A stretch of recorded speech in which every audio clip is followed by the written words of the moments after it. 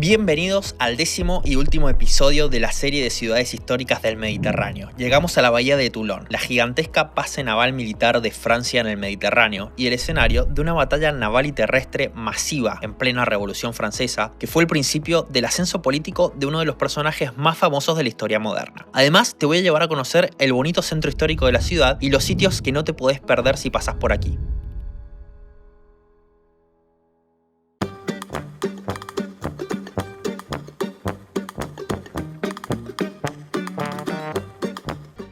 El destino anunciado aquí era la Cien-sur-Mer, una pequeña ciudad hacia el suroeste de Toulon donde atracaba el crucero. Si bien la Cien puede ser una ciudad linda e interesante, lo cierto es que lo interesante es Toulon, una ciudad más grande, con más historia y cosas para ver y hacer.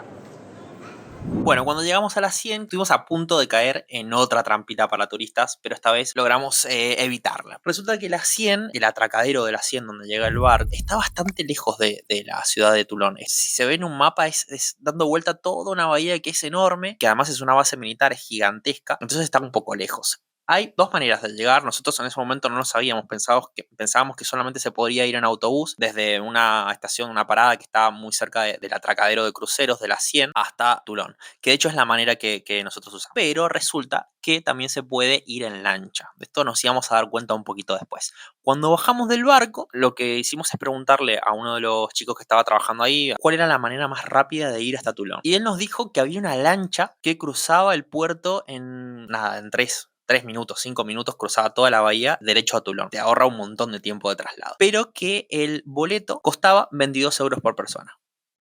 Nos pareció un poco caro, nos pareció muy caro de hecho. Entonces no hicimos caso. Entonces lo que hicimos es caminar como unos 10 minutos hasta la parada del autobús y nos fuimos. La verdad es que demora bastante el autobús hasta llegar a Toulon, demora como unos 45, 50 minutos y perdimos mucho tiempo, eso es una realidad. Después, cuando volvimos, nos dimos cuenta de algo que les voy a contar después, cuando lleguemos a esa parte, que la verdad que, claro, uno se pone a comparar los 22 euros que nos querían cobrar para cruzar la bahía con esta empresa privada, que no sé qué, con la solución que al final obtuvimos cuando volvimos, que se los voy a contar después, y hace cálculos, y claro, no tiene sentido, no tiene ningún sentido pagar por este tipo de cosas. Esta era una escala corta y ajustada, así que teníamos solamente unas 3 horas para recorrer la ciudad y volver al barco, que zarpaba a las 3:30. El plan era conocer los lugares más icónicos del centro de Toulon. Además de que la ciudad ofrecía mucho y recibe gran cantidad de turistas, Toulon es la base militar más importante de Francia, la más grande del Mediterráneo y de toda Europa occidental. Hoy es la sede de más de la mitad del tonelaje de la marina francesa, entre los que está la insignia de la Armada, el portaaviones Charles de Gaulle, y la flota de submarinos nucleares. No solo hoy es un puerto importante, sino que lo viene siendo por lo menos desde el siglo XV. Tal es así que en 1793 la ciudad y el puerto naval de Toulon se convirtió en el eje central de una batalla decisiva para un chico de 24 años que en las décadas siguientes iba a tapar todos los libros de historia con su nombre. En este año, Toulon ya era el lugar estratégico y vital que es hoy, y contaba con el principal arsenal y flotilla naval del Mediterráneo francés. El ambiente en Francia por esos años estaba muy picante y caldeado. En pleno proceso de revolución, el reino estaba sacudido de sublevaciones y enfrentamientos entre el bando realista, quien intentaba mantener el status quo con los privilegios de la nobleza y el clero, y el bando republicano con sus diferentes facciones. La ciudad contaba con muros urbanos medievales reforzados a finales del siglo XVI y XVII. Estos incluían bastiones en el lado terrestre y expansiones hacia el mar, asegurando una línea defensiva firme entre la ciudad y su puerto. La entrada principal al puerto estaba custodiada por la Tour Royale, una fortaleza circular maciza construida entre 1514 y 1524, y frente a ella, en el promontorio, se encontraba el Fort Balaguer. Un poco más alejado, el Fort de l'Equilette, una estructura cuadrada con batería de tiro rasante diseñada para atacar directamente los barcos que intentaban entrar en la bahía. Adicionalmente, para proteger los accesos terrestres, existían 3 fortalezas defensivas hacia el este de la ciudad.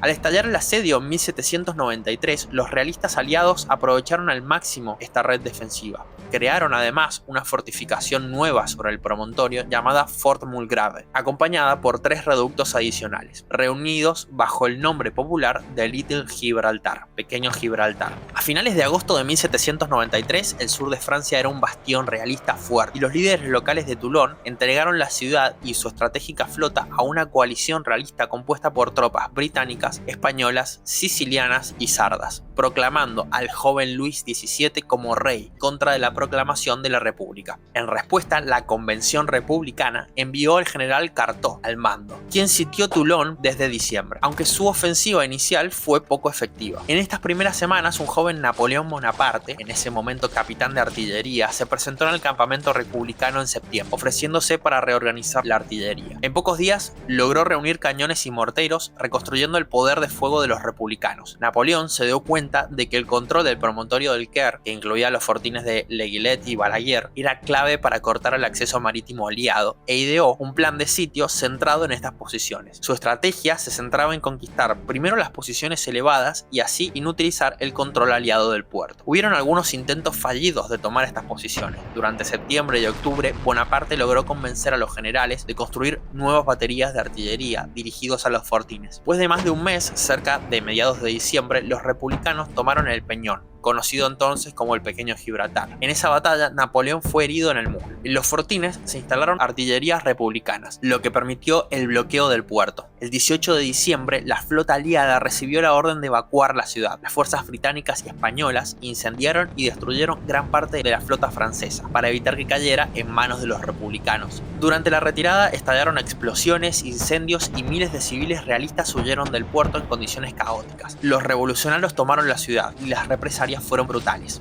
Entre 700 y 800 personas sospechosas de ser realistas fueron ejecutadas en el campo de Marte y muchas más sentenciadas por tribunales revolucionarios. La recuperación de la ciudad permitió a la República Francesa consolidar su control sobre el sur del país. La ciudad volvió a estar bajo el dominio de la Convención Nacional, lo que fortaleció la autoridad central republicana. El éxito en Toulon catapultó a Napoleón Bonaparte a la fama. Este ascenso marcó el inicio de su carrera militar, que años más tarde lo llevaría a convertirse en emperador de Francia.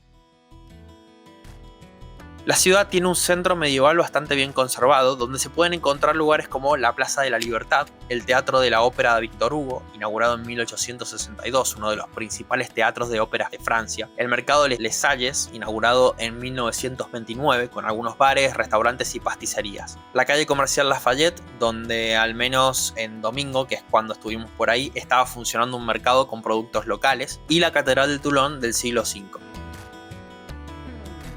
El Museo Nacional de la Marina de Toulon muestra una visión profunda de la historia naval de Francia. La marina llena de restaurantes, bares y tienditas. Después de dar algunas vueltas por el centro, decidimos probar un buen croissant, como los que hacen los franceses. Unos buenos sándwiches, porque en panes son expertos, con una cervecita local de la región de Provenza.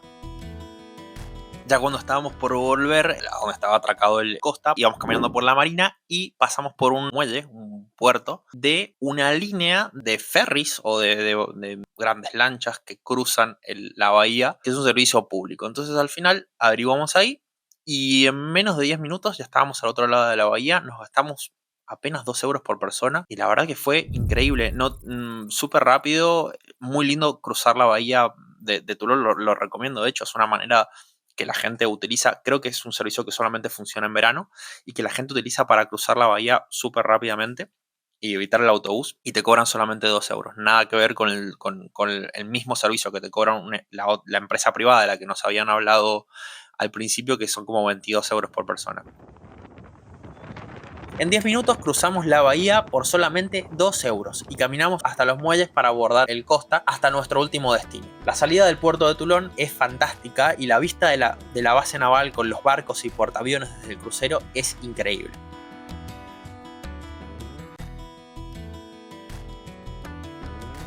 ¿Estuvieron en Toulon alguna vez? ¿Sabían de la batalla entre realistas y republicanos? ¿Qué lugares les parecieron más interesantes? Próximamente estrenaré un blog en el que te voy a contar cómo fue mi experiencia a bordo del crucero. La comida, las tarifas, las cosas que te puedes encontrar, lo que me gustó más, lo que me gustó menos y las cosas que no me gustaron para nada. Además, algunas sugerencias si estás pensando en hacer un viaje como este. Gracias por llegar al final de esta serie. Si llegás a este episodio sin haber visto los anteriores, te dejo una tarjeta con el primer capítulo de la serie o la lista de reproducción completa en alguna parte de la pantalla. Si te gusta este tipo de contenido, podés dejar un like y suscribirte al canal, que es totalmente gratis y a mí realmente me ayuda a crecer. Nos vemos en el próximo. Chao.